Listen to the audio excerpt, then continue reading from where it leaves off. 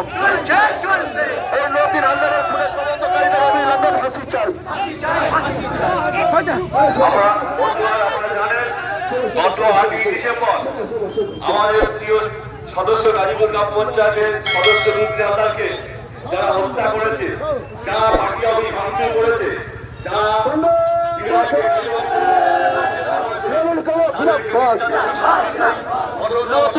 খুনিদের অবিলম্বে ফাঁসি চাই।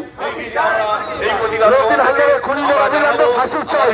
প্রশাসনকে জানাবো, খুনিদের অবিলম্বে ফাঁসি চাই। দৃষ্টান্তমূলক শাস্তি চাই, যাতে হয় অবিলম্বে ফাঁসি চাই।